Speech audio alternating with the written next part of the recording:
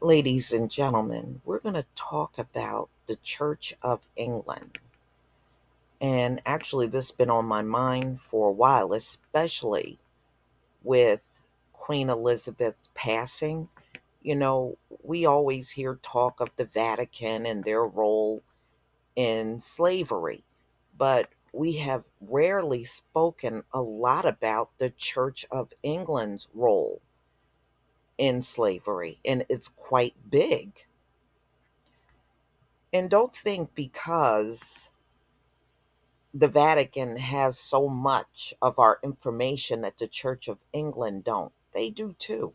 People that trade you to this magnitude definitely have your stuff.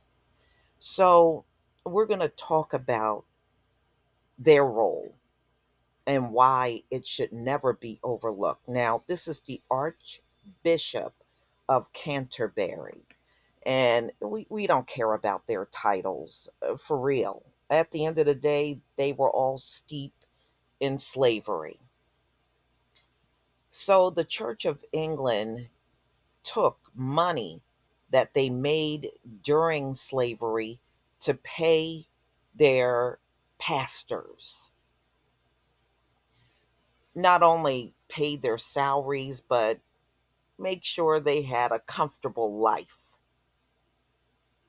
So they recently came out a few months ago to apologize for their ties to the transatlantic chattel slave trade.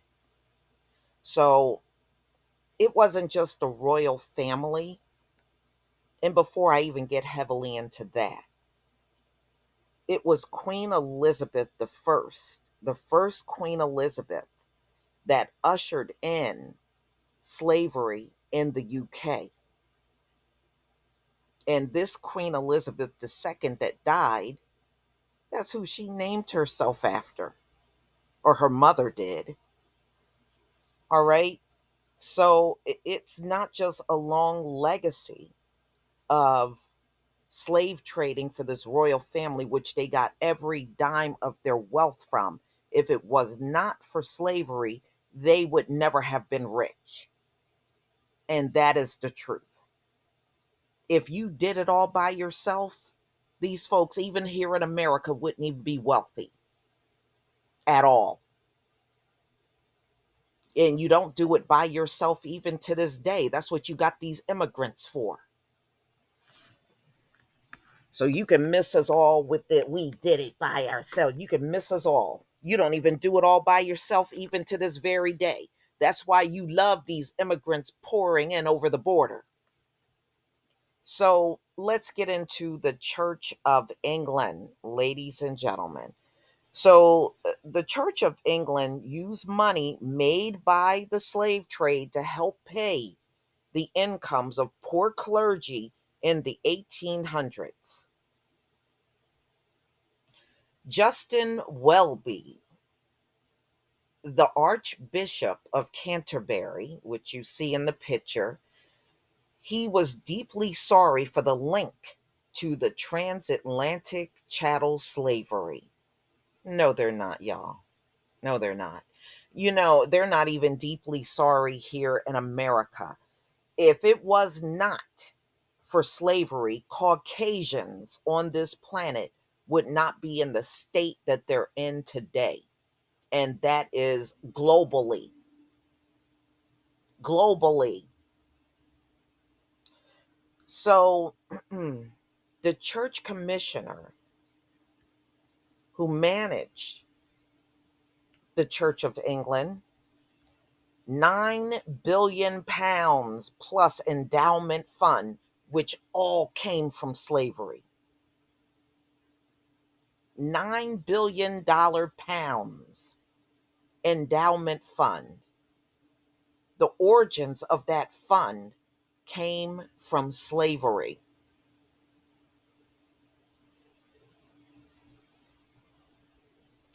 So, ladies and gentlemen, this comes from a 4-page interim report published recently. And the funds partly originated in Queen Anne's Bounty, which was founded in 1704. Queen Anne bounty invested a significant sum in the South Sea Company, which traded enslaved people. It also received numerous benefactions from individuals linked to or who profited from the transatlantic chattel slavery and the plantation economy. What did they have all over the US in the South? Plantations, all funded through the selling of black men, women, and children. You did it by yourself. Yeah, you ain't even thinking by yourself. What do your kids do when they go to college? Get their papers and their courses done by Kenyans and Nigerians, but get up on that stage and collect that degree like they did it all by themselves. That seems to be your whole legacy. All right, y'all.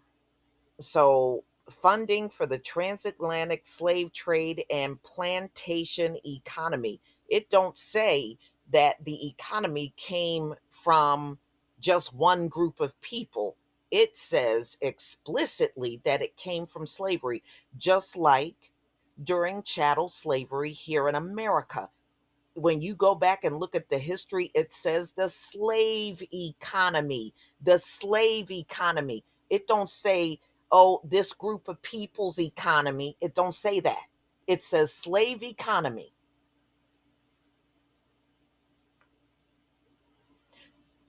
All right, y'all.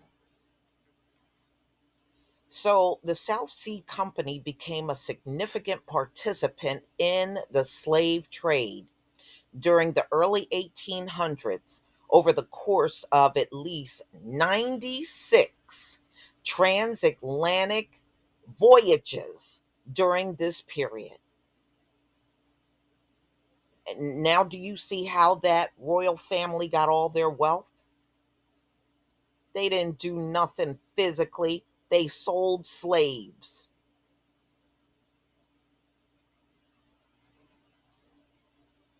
And I hope all of the nations that had slaves and you are part of the Commonwealth, you need to keep demanding your reparations from this royal family that earned everything off of black people. All right, so they had 96 voyages of selling slaves. The South Sea Company purchased and transported human beings as chattel property. 34,000 enslaved people in crowded, unsanitary, unsafe, and inhumane conditions.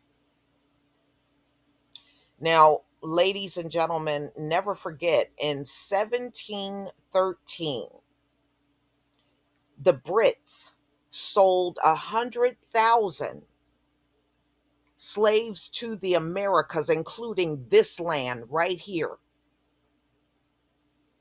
Many of us could be the offspring of those slaves that were sent over here from the UK.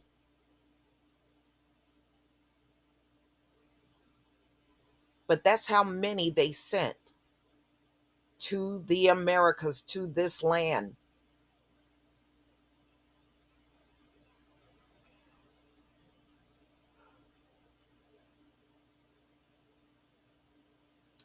All right.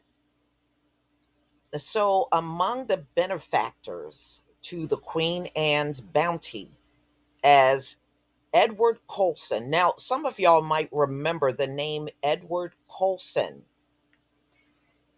There was a statue of him that was knocked down during the George Floyd protest. Y'all might remember there was a protest. The protests were global regarding George Floyd's death. And they had a protest over in the UK and they tore down the statue. Many of you might remember because it did make the news. So he was a prominent slave trader whose statue in Bristol was toppled in 2020 during that protest. Queen Anne's bounty funds were used to pay a cash stipend to poor clergy to buy land from, from the clergy which received income. So these clergy members of the Church of England got money and land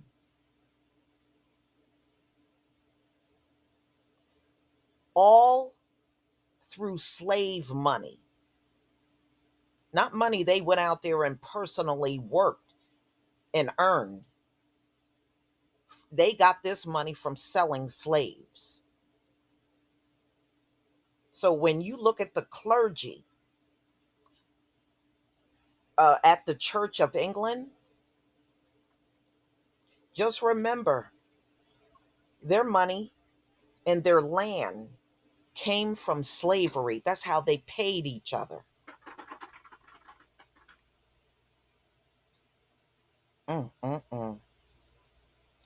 This abominable trade took men, women, and children and created in God's image and stripped them of their dignity and freedom. And your Church of England had no problem doing that. So, see, they don't get no free pass from me. I'm going to talk about them. If y'all want to stay on the Vatican and never talk about the Church of England, then you have the right to do so. But I'm definitely going to drag this Church of England. The fact that some within the church actively supported and profited from its source of shame. Why is it a source of shame now that you have benefited and built your churches and everything on? Got all of your wealth from slavery. Now it's shameful? Oh, well, then give up everything you got and use that money to pay reparations. I bet you won't go that far, but they want to just give you some lame ass apology, and that's supposed to be good enough. That will never be good enough. It will never be good enough.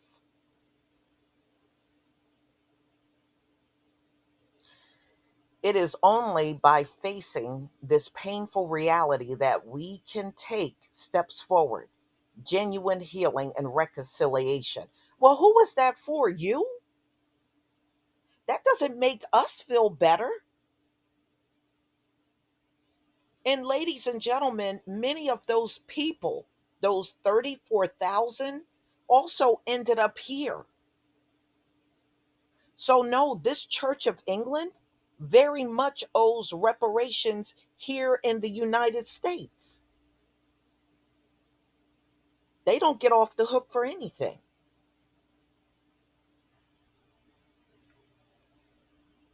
So, I would like to know who's healing and reconciliation. You can't heal or reconcile anything without doing some sort of reparations. If you're not willing to do that, then there is no healing and reconciliation at all. This must be healing for y'all. It certainly is not for us. Okay, so he says the path that Jesus Christ called us to walk.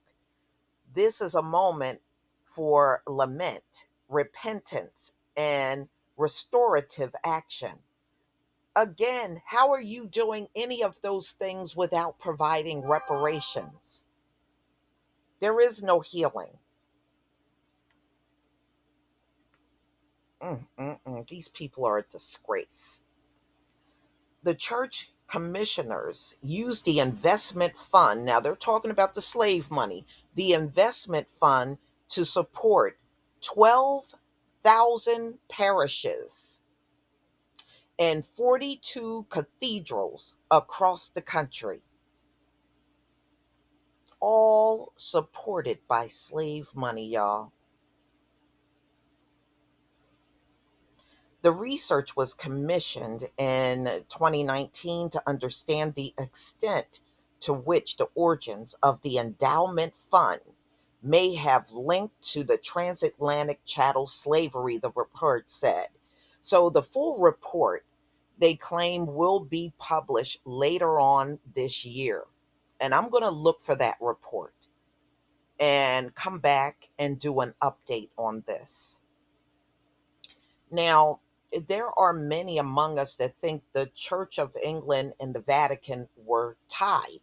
Actually, they weren't. If you go back and look at the history, the Church of England and the Vatican were actually in competition with each other. Both of them wanted world domination around the same time. So it was really a tug of war going on between the Church of England and the Vatican. For many years, it went on. They were not tied as one for a very long time. And the fight over us and over world domination, as far as religion was concerned. And both churches are murderers. They murdered a lot of people to get to where they are now. So it was slavery, it was a lot of murder in the name of Christianity, all that stuff was going on. These are some sick ass people that have been running this world and continue to run it. These people are sick. But they got the nerve to get in your face talking about what they earned. And when you dig deeper and deeper in the history, selling a bunch of people, and they sound like they got up and labored somewhere. They didn't labor anywhere. They didn't do nothing. And it is a fact, ladies and gentlemen, that during chattel slavery, white people in this country weren't even working. All of their money came off the backs of slaves. Don't let these people tell you otherwise. I don't care what soapbox they try to get on and try to convince you that somebody in their family earned everything. Get out of here. You go tell that crap to each other. Okay? Don't come in our faces with it.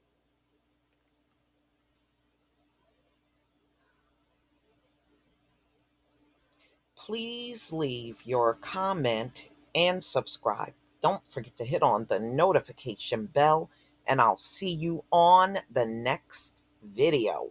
Peace, family.